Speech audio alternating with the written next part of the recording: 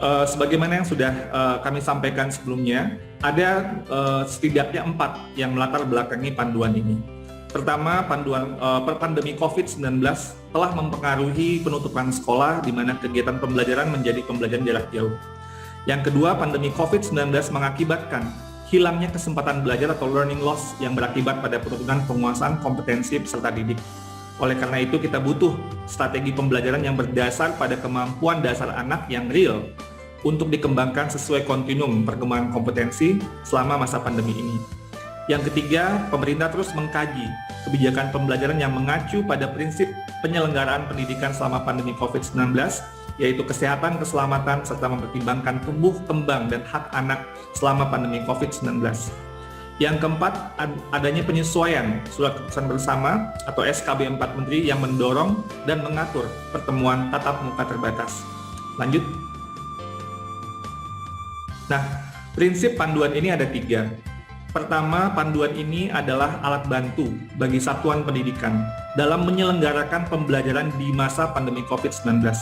Pengguna utamanya adalah guru dan tenaga pendidikan yang terus tentunya perlu mengkontekstualisasikan panduan sesuai dengan kondisi daerah dan satuan pendidikan. Jadi sekali lagi, ini audiensnya adalah praktisi, terutama kepada kepala sekolah dan guru di satuan pendidikan tentang bagaimana strategi-strategi yang bisa dilakukan dalam penyelenggaraan pembelajaran di masa pandemi dalam PTM terbatas. Yang kedua, integrasi, bahwa panduan ini menampilkan teks utama yang didukung dengan glosarium dan sumber belajar yang membantu pembaca untuk langsung memahami atau mempelajari konsep pada teks utama. Panduan ini juga akan disosialisasikan melalui berbagai ragam dan kanal. Nanti di panduan ini juga ada semacam kayak QR code, di mana QR code ini bisa membantu untuk mengakses sumber-sumber belajar yang ada, yang mungkin yang bisa langsung diakses secara daring. Yang ketiga, orientasinya adalah kepada anak. Dan ini adalah hal yang terpenting, bahwa pertimbangan utama dalam memilih bagaimana kita melakukan strategi-strategi atau teknik-teknik, inspirasi-inspirasi yang ditampilkan adalah bagaimana sebesar-besarnya manfaatnya kepada anak dan tumbuh kembang anak. Diharapkan panduan ini dapat mendorong pembelajaran yang mengantisipasi dampak negatif dari learning loss. Lanjut. Lalu struktur dari panduan ini atau kisi-kisi panduan ini itu ada 5. Pertama, ada pendahuluan yang menjelaskan latar belakang, tujuan, sasaran, manfaat, ruang lingkup, dan ukuran keberhasilan.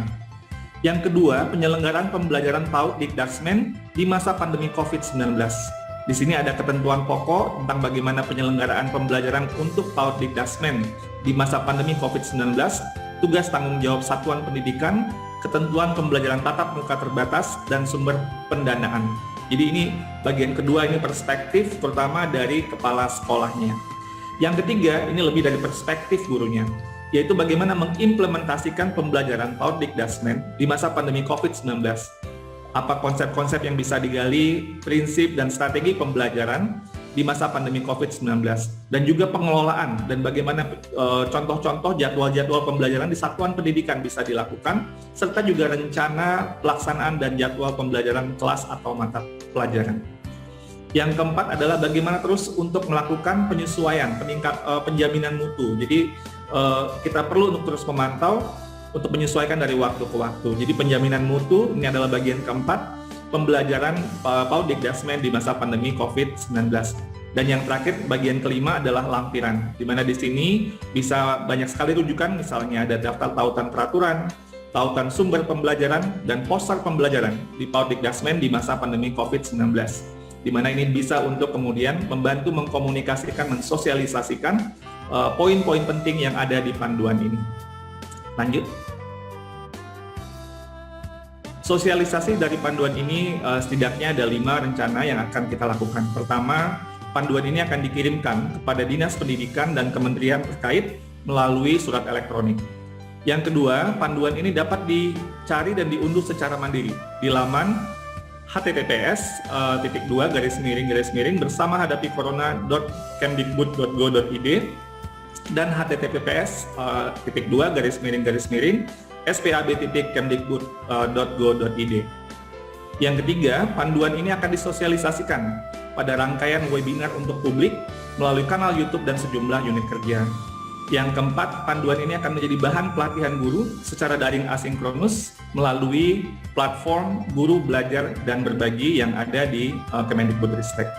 Yang kelima, panduan ini juga akan terus disosialisasikan oleh kementerian-kementerian terkait, mitra-mitra pembangunan, dinas-dinas pendidikan, kanwil-kanwil kementerian terkait, satuan pendidikan, organisasi pendidikan, perusahaan, dan komunitas pendidikan lainnya. Sehingga ini adalah bagian dari kita terus mensosialisasikan dan bergotong royong untuk memastikan bahwa informasi ini bisa mencapai sebanyak-banyaknya sekolah dan satuan pendidikan dari Sabang sampai Merauke.